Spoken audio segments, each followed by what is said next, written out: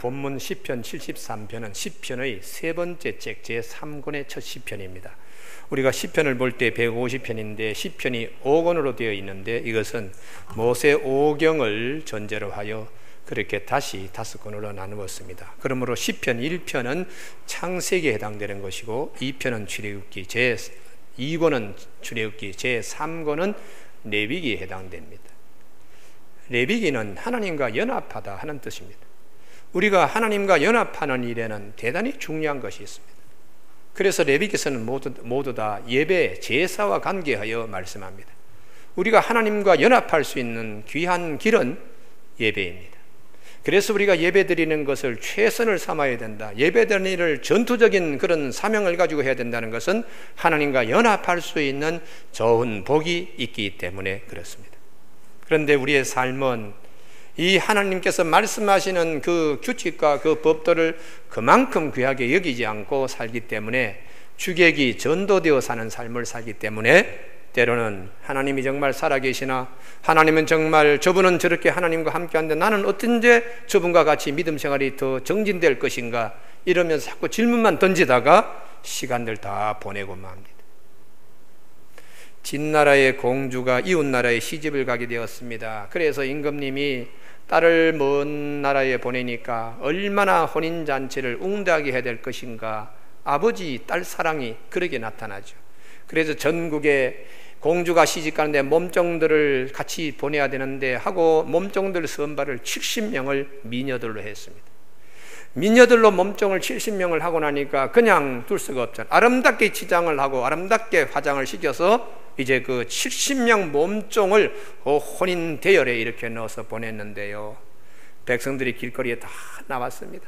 그리고 이구동성으로 시집가는 공주를 쳐다보기보다는 이야, 저런 예쁜 사람이 어떻게 몸종으로 저렇게 가나 하고 몸종들만 열심히 구경을 하고 있더라는 것이.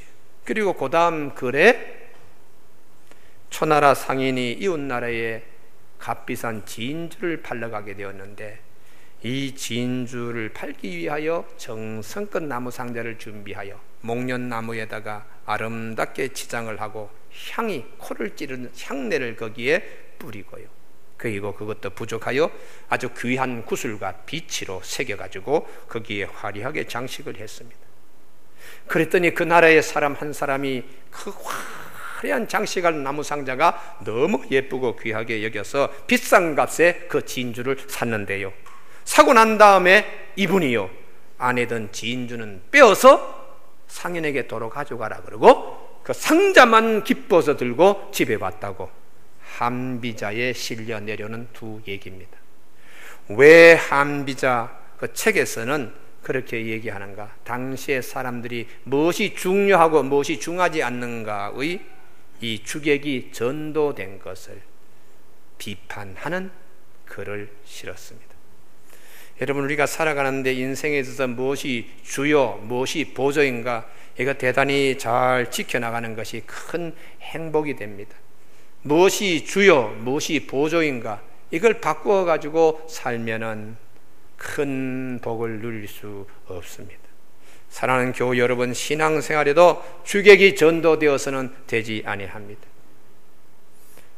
그래서 하나님께서는 출애굽기를 통하여 우리에게 말씀합니다. 이스라엘 백성들이 광야에서라도 주객이 전도되지 않아야 하는데, 바로의 궁궐이라도 부러워하지 말아야 하는데, 지나간 과거 그 궁궐을 그렇게 그리워하지 말고 앞으로 나에게 주실 하나님이 가나안 땅, 하나님이 나에게 주실 약속의 땅을 큰 가슴으로 안고 걸어나가야 된다, 이것을 말씀하십니다. 사랑하는 교우 여러분, 광야에서 발목이 잡혀서 불평하고 불만하고 그러다가 시간 다 보내지 않고 꿋꿋하게 믿음으로 가지고 전진한 사람이 있습니다. 갈렙과 여호수아, 절대로 흔들리질 않았습니다. 그래서 그 여호수아 갈렙은 헤브론과 딥나세라라고 하는 큰 성을 유업으로 받게 되었습니다. 교우 여러분, 우리가 이 신앙생활 하는데 영적으로 발목 잡히는 일들이 있습니다. 이야, 저 사람은 교회도 안 다니는데 어떻게 저렇게 부자냐? 야, 저 집의 아이는 어떻게 그냥 대학에 털커덕 그냥 큰 소리 나면서 합격할 수 있느냐? 우리는 새벽마다 가서 이 교회 가서 기도하고 날마다 교회 봉사하는데 우리 집은 저 집에 비하면 아주 작은 집이고 하면서 하나님이 정말 살아계시나, 내가 이렇게 신앙생활 해야 되나, 이러며 영적 갈등을 겪기 쉽습니다. 여러분, 그럴 때에 오늘 아삽 시편 73편을 우리 모두에게 주신 하나님, 이 말씀을 꼭 대할 수 있기를 주님의 이름으로 축복합니다.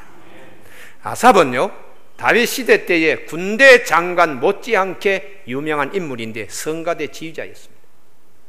역대상에 보면 23장과 25장에 보면은 다윗의 여러 군대들과 더불어 아삽과 여두운과 헤만이 있었다. 다윗 시대에 군대 장수 못지않게 장관급 대우를 받는 성가대 지휘자 세 사람이 있었는데 아삽과 여두운과 헤만이라는 것이, 다윗 시대 때에 솔로몬과 이렇게 그 권한이 넘어갈 그때에 역대상 23장에 보면 전국의 중요한 지도자급 인사가 38,000명이에요. 그 38,000명 가운데 24,000명이 성소를 섬기는 자들이고요, 나머지 6,000명이 재판관, 관원, 지도자급으로 있었고요, 나머지 남은 8,000명 가운데 절반이 4,000명이 문지기들로 있었습니다. 나머지 4,000명이 성가대원으로 있었는데 그 4,000명 가운데 제일 수석 지휘자가 아합입니다. 여러분, 그렇게 본다면 이 아합은 당시의 신앙이 되게 좋은 인물이요, 다윗 임금의 총애를 받고 신앙의 명문 가정으로 그의 세 아들도 이름이 농명되어 있을 정도로 훌륭한 분인데도 영적 갈등이 있는 거예요. 하나님, 나는 이해가 되지 않습니다. 어떻게 악인들이 저렇게 잘 됩니까? 이 질문 때문에 그가 발목에 잡혀 있습니다. 여러분, 오늘 본문 말씀에 보시면 73편 3절입니다. 73편 3절. 이는 내가 악인의 형통함을 보고 오만한 자를 질투하였습니다. 1절. 하나님이 참으로 이스라엘 중 마음이 청결한 자에게 선을 행하시는 하나님인 줄 내가 압니다. 그렇지만은 내가 거의 넘어질 뻔했습니다. 2절. 나는 거의 넘어질 뻔했고 나의 걸음이 미끄러질 뻔하였으니 이는 내가 악인의 형통함을 보고, 악인의 형통함 때문에 내가 실족할 뻔했다는 것이. 악인의 형통은 어떤 것인가? 4절이 합니다. 죽기까지 고통이 없고 오히려 건강하게 잘 지내며 사람들이 당하는 고난, 그들에게는 구경조차도 할 수 없고 재앙은 아예 찾아오지도 아니하고. 6절.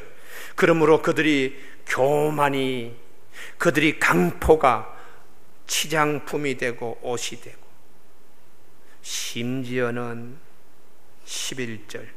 말하기를 하나님이 어찌하랴, 지전자에게 지식이 있으랴, 이렇게 말합니다. 이스라엘 백성들은 어릴 때부터 어머님의 젖을 먹을 때부터 하나님에 대해서 알고 마음을 다하고 성품을 다하고 힘을 다하여 하나님을 섬기라, 그의 못이 배기도록 이렇게 커온 가정인데도 보니까 하나님이 어디 있나 이러고 다닙니다. 그리고 12절. 하나님 보십시오, 이들은 악인이라도 항상 편안하고 재물은 더욱더 그냥 불어납니다. 이게 말이 되는 것입니까? 이렇게 아삽이 하나님께 불평하고 있습니다. 여러분, 아삽만이 아니라 구약시대의 하박국도 하나님, 악인이 어떻게 저렇게 잘 됩니까? 하고 영적 갈등, 고통 속에 있었어요. 하나님께서 말합니다. 의인은 믿음으로 말미암아 산다. 남 잘되는 거 부러워하면서 머뭇거리지 마. 오직 하나님 믿고 믿음으로 쭉쭉 걸어나가야 돼. 이 말씀으로 하박국이 크게 깨우치고, 비록 무화과나무가 무성치 못하고 포도나무에 열매가 없고 감람나무에 소출이 없고 밭에 식물이 없고 외양간에 소가 없고 우리의 양이 없을지라도 나는 여호와 한 사람으로 만족하며 기뻐합니다 하고 이 하박국이 아주 위대한 시편을 남겼습니다.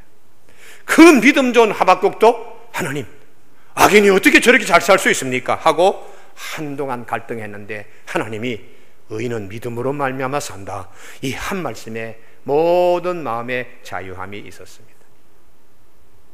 교우 여러분, 우리 앞에 오늘 이 축복이 있기를 바랍니다. 옆 사람 보지 않는 축복이 있어야 됩니다. 학교 다닐 때도 야, 저 친구는 이렇게 저렇게 공부 잘하나 하고 기웃기웃거리고 이러는데 시간 다 보내지 말고 그래 아무개야 너 잘해?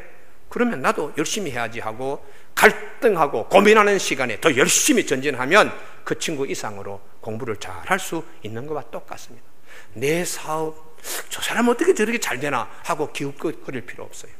하나님께서 나에게 주신 기쁨이 큰 것으로 믿고 시편 4편 7절에 주께서 내 마음에 두신 기쁨은 저들의 곡식과 새 포도주의 풍성할 때보다 더합니다. 이런 고백으로 옆 사람이 잘 됩니까? 하나님 나에게는 더 잘 쓰실 줄로 믿습니다 하고 내 가슴에 미리 하나님이 심어주신 이 기쁨이 나에게는 더 큽니다. 이렇게 고백한 시편 4편 7절. 악인의 형통함 보고서는 그냥 고민했습니다. 그러면 오늘 하나님께서 우리에게 이 영적 고민에서 벗어나는 길이 무엇인가? 17절 말씀입니다. 하나님이 성소에 들어갈 때, 하나님의 성소에 들어갈 때요 그들의 종말을 내가 깨달았나이다. 갈등하고 있다가 성전의 문을 딱 밟는 순간에 그게 아니구나. 저 마지막에 하나님이 어떻게 하실 것을 내가 믿고 더 이상 부러워하지 않습니다. 여러분 오늘 우리 교우들에게 이 말씀이 귀한 말씀이 되기를 바랍니다. 갈등하고 고민하다가 아름다운 동산교회 뜰을 밟을 때에 하나님이 딱 깨우쳐 주시는 축복요. 부러워할 필요 없다. 하나님이 나에게 주실 큰 은혜가 있는데 하고 여러분 오늘 성서의 뜰을 밟는 우리 교우들이 되시기를 바랍니다. 이게 하나님이 주시는 은혜입니다. 하나님이 주시는 은혜. 집에서 그렇게 직장에서 그렇게 여러 일주일 동안의 갈등이 많았다가 성전의 뜰을 딱 밟는 순간에 하나님께서 말씀하시는 거예요. 악인 부러워하지 마라. 믿음의 발걸음으로 나온 네가 더 축복되다고.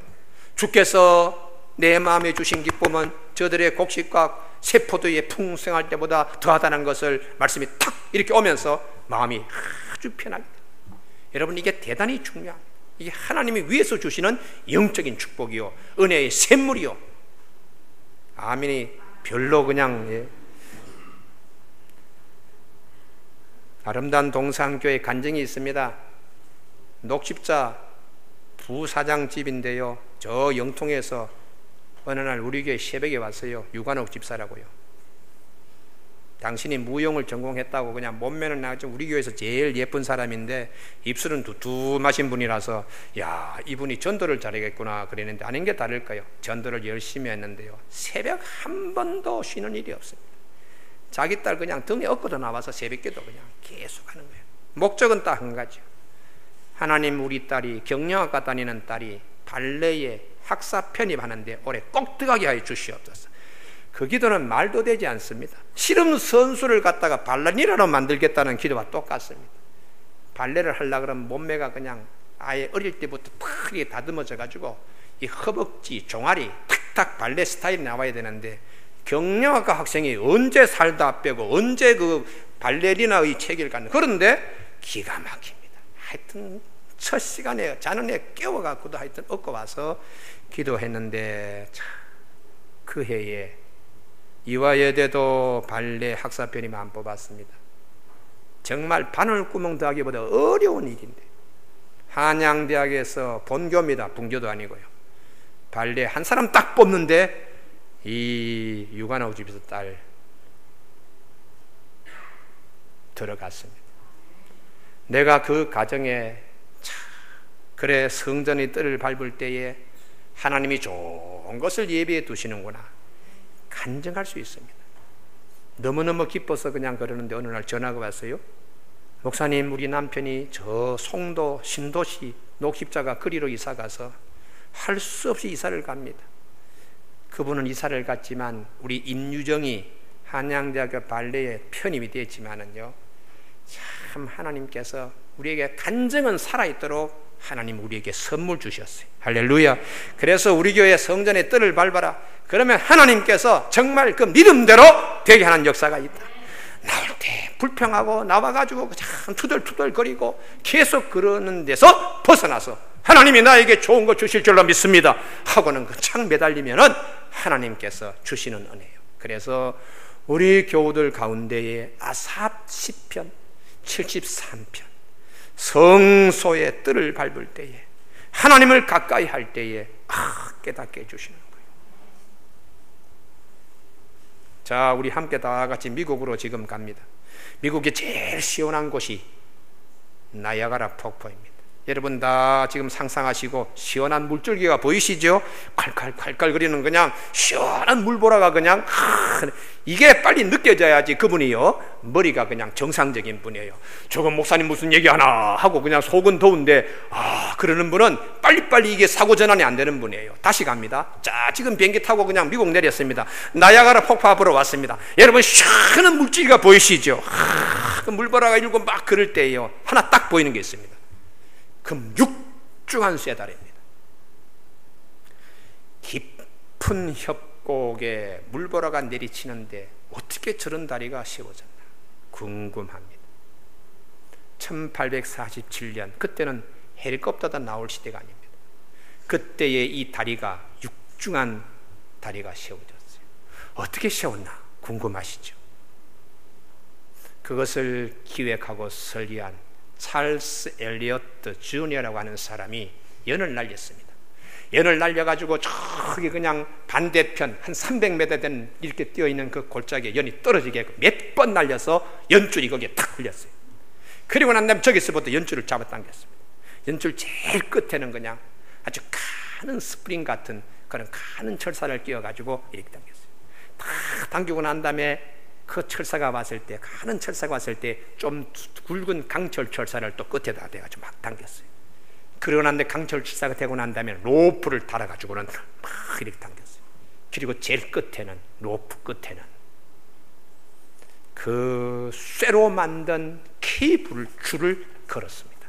그래서 잡아당겨가지고 이 케이블 줄을 탁 놓고 난 다음에 거기에 하나씩 케이블을 달면서 이 현수교를 만든 이름을 레인보우 브릿지라고. 여러분 한번 보십시오.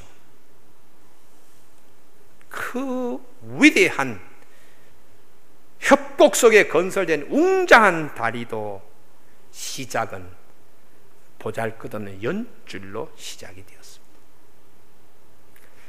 위대한 일의 시작은 다 사람 눈에 보기는 아무것도 아닌 것처럼 보이지만 그 뒤에 따라오는 귀한 일들이 있어요. 힘들고 어려운데 교회는 뭐 나가나, 이게 아닙니다.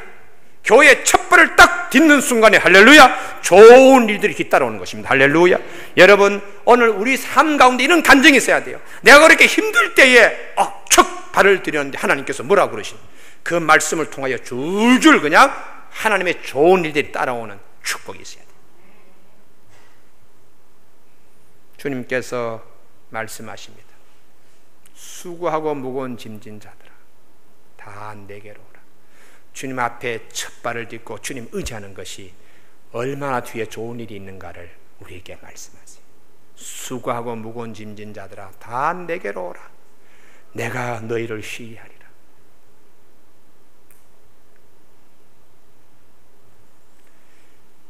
이 아삽이라는 시인은 내가 미처 그걸 깨닫지 못하고, 남 그렇게 잘 되고 신앙생활 제대로 하지 못하고 악한 일만 골라는 사람이 저렇게 잘 되는 거 보고 나도 가슴 치면서 막 부러워했는데, 이걸 딱 깨닫는 순간에 아이고 내가 짐승같이 살았네, 이렇게 고백합니다. 오늘 본문 말씀에 21절 내 마음이 산란하며, 21절 내 마음이 산란하며, 밀가루 반죽을 했을 때에 효모 때문에, 이스 때문에 그냥 부글부글 거품 밀듯이 내 마음이, 그 단어를 씁니다. 남 잘되고 남 그냥 이렇게 악한 사람이 더 잘되는 거 보고 내 마음이 부글부글 거려서, 그 다음에 심지어 내 양심조차 여기저기 그냥 만신창이가 되었다는 거예요.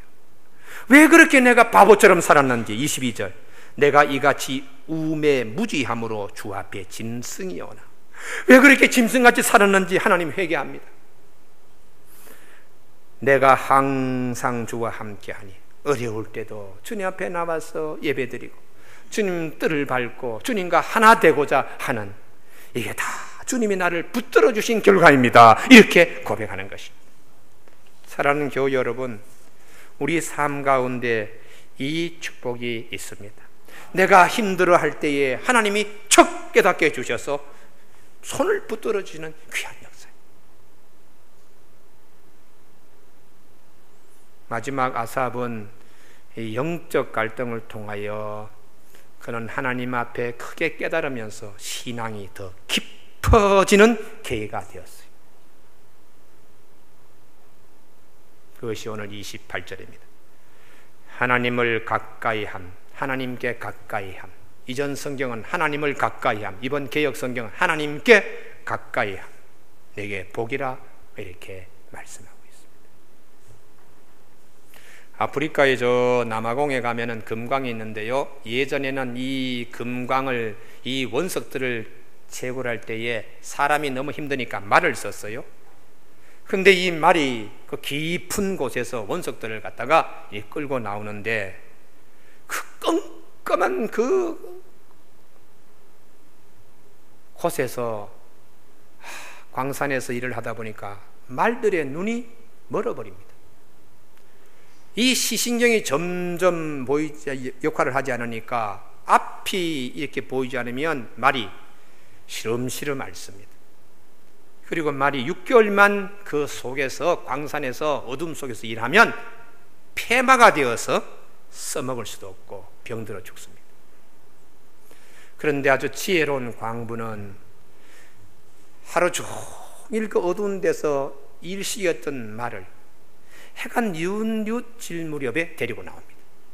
그래서 아주 뜨거운 광선이 아니고 따가운 햇살이 아닌 해질 무렵의 광선을 이렇게 밝은 세상을 보게 해서 시신경이 마비되지 않도록, 퇴화되지 않도록, 둔화되지 않도록, 병들지 않도록 관리를 하여, 다른 때 같으면 서너 달 쓰고는 죽을 말인데 몇 년 동안 건강하게 말들을 관리하면서 많은 금광 그 원석을 캐냈다는 얘기가 있습니다.